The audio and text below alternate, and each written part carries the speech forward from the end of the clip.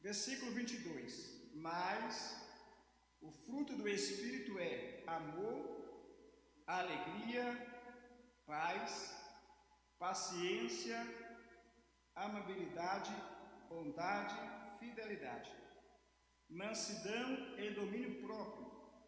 Contra essas coisas não há lei. Amém?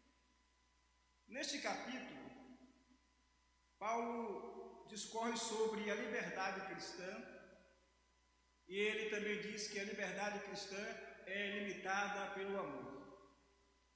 Quando Paulo fala sobre liberdade cristã, irmãos, não significa liberdade para pecar, liberdade para satisfazer a natureza caída, a natureza pecaminosa, a natureza que nós herdamos de Adão e que biblicamente nós chamamos de carne, né?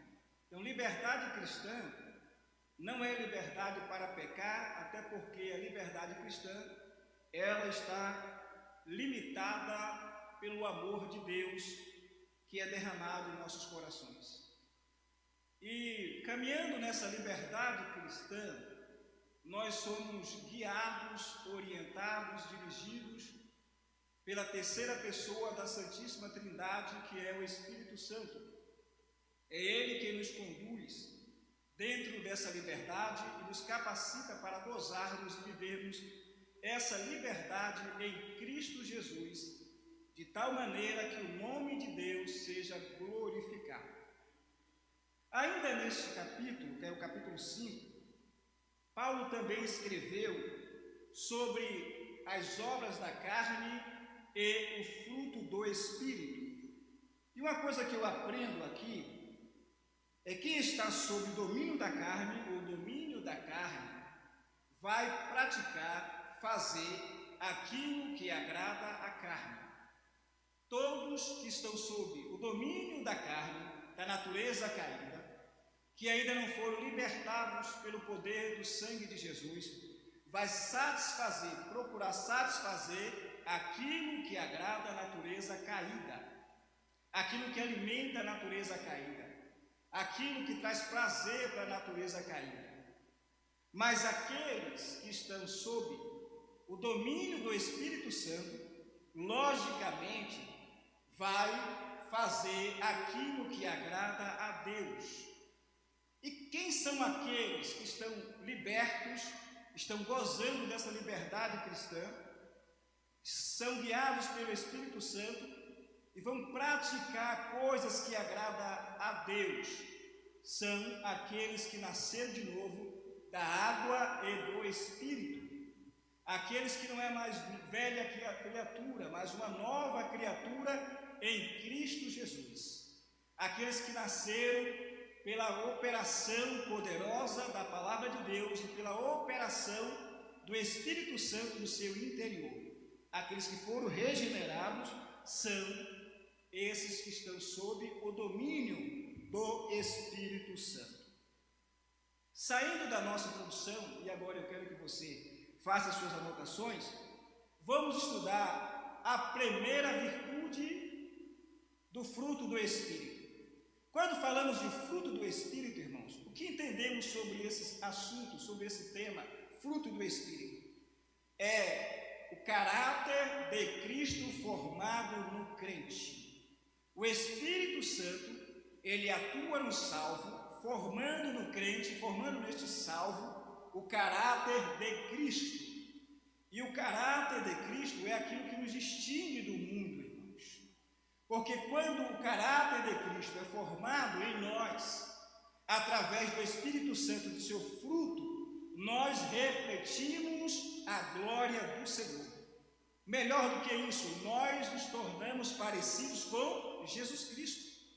Todos aqueles que tiveram ou que foram formados nele o caráter de Cristo, eles se parecem com Cristo. Aliás, o nome cristão, o vocábulo cristão, no seu original, quer dizer pequenos Cristo, ou parecido com Cristo. Então, todo crente, ele é parecido com Jesus. Ele fala como Jesus, ele anda como Jesus, ele pensa como Jesus, ele se comporta como Jesus, ele possui os mesmos sentimentos que houve e há em Cristo Jesus. Ou seja, ele é diferente do mundo. Ele não se parece com o mundo. Ele não está identificado com o mundo, mas identificado com Jesus Cristo. Porque nele foi formada uma nova natureza, uma natureza espiritual que Paulo chama de natureza de Cristo, foi formada do cristão. Então o Espírito Santo, ele vai burilando, ele vai trabalhando, ele vai formando no crente salvo gradativamente esse caráter que nós chamamos de fruto do Espírito, irmãos. Diferente dos dons, o que identifica um crente salvo? Todo mundo sabe disso, né? Porque eu creio que já foi ensinado aqui. O que identifica o crente salvo não são os dons espirituais, não são os talentos, as habilidades, a sua capacidade, não é a sua intelectualidade, o seu conhecimento bíblico e teológico. Nada disso identifica o indivíduo como salvo. Jesus falou disso. Ele disse o seguinte: muitos naquele dia me dirão, Senhor, Senhor, em teu nome expulsamos demônios, em teu nome curamos os enfermos, em teu nome falamos línguas, em teu nome profetizamos. Qual foi a resposta de Jesus para esse grupo? Que fez tudo em nome do Senhor, operou maravilhas e milagres extraordinários em nome do Senhor. Qual foi a resposta para esse grupo?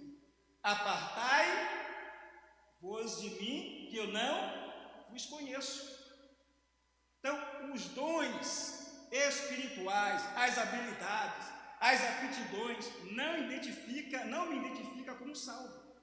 O que de fato mostra que eu sou um crente salvo, o que de fato mostra que você é um crente salvo, é o fruto do Espírito Santo. Quer saber quem é um crente salvo? Olha para ele e veja se ele tem o caráter de Cristo. Veja se ele, através dele, o Espírito Santo produz o seu fruto. Então aí você pode dizer, ele é salvo. Então é assim que se identifica um crente salvo. Às vezes nós ficamos impressionados com a eloquência de alguém, né? Impressionados com o seu conhecimento profundo, bíblico e teológico, e pensamos, esse homem é um homem de Deus. E às vezes esse não é o critério para marcar o homem de Deus. Se marca o homem de Deus, se conhece o homem de Deus ou a mulher de Deus pelos seus frutos e pelo caráter de Cristo formado nele. Mantenha a sua Bíblia aberta aí agora. No texto que nós acabamos de ler, na terça-feira passada, o evangelista Pablo falou sobre 3 virtudes do fruto do Espírito. Quem estava aqui na terça-feira passada? Quais foram as 3 virtudes que o evangelista mencionou aqui e falou sobre elas? Amor, alegria, o gozo, né? E paz. Hoje nós iremos falar sobre paciência, amabilidade e bondade. Grava aí, escreva. Vamos falar sobre o que hoje? Amabilidade, o que mais? Paciência e bondade. Paciência é o mesmo que longanimidade. O que é longanimidade? Vou ser bem didático aqui agora para você escrever. O que significa longanimidade? Significa ânimo longo. Significa o quê? Ânimo longo. Longanimidade não significa ânimo espichado ao máximo. Significa o quê? Paciência levada ao extremo. Ânimo ou paciência com pessoas difíceis. Longanimidade significa o quê? Ter paciência com pessoas complicadas e difíceis. Ao citar isso aqui, você lembrou daquele indivíduo, né?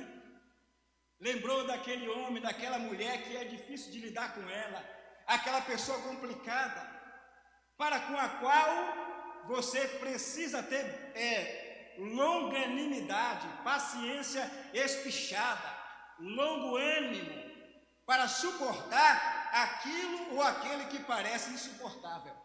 Mas, trazendo para mim e para você, não devemos nos esquecer que também nós somos difíceis de lidar. Todos nós somos, em alguma medida, complicados em alguma área da vida. Não é verdade?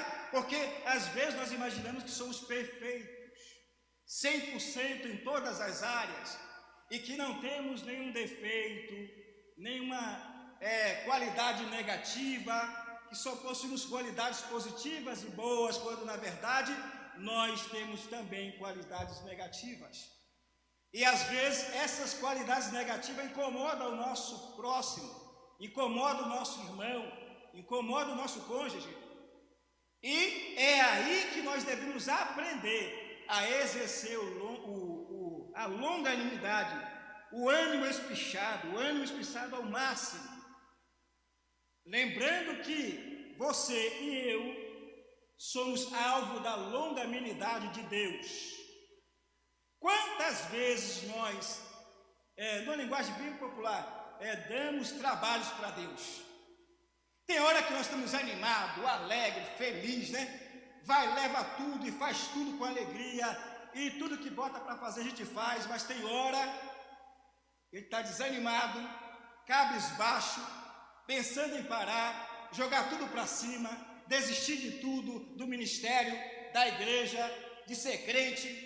Ou isso nunca aconteceu com você? Só comigo? Com todos nós, né, pastor Léo? Todos nós passamos um momento assim. E é exatamente nesse momento de desânimo que Deus exerce a sua paciência espichada para conosco.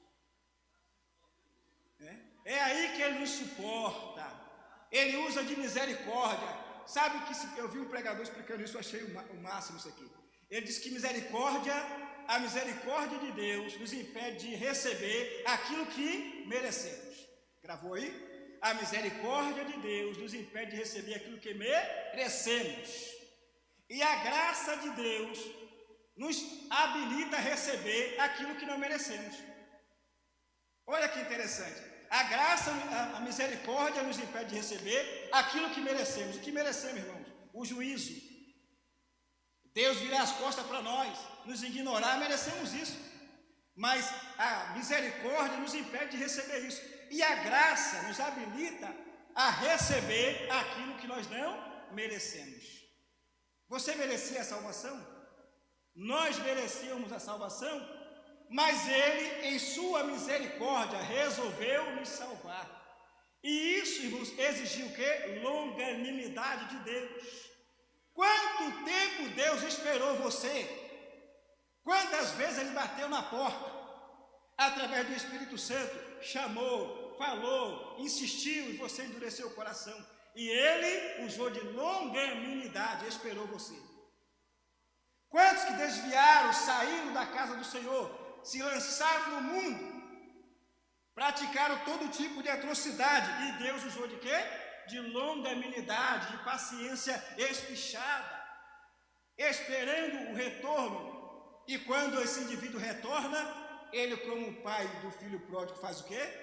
De braços abertos, sai ao encontro e recebe com alegria.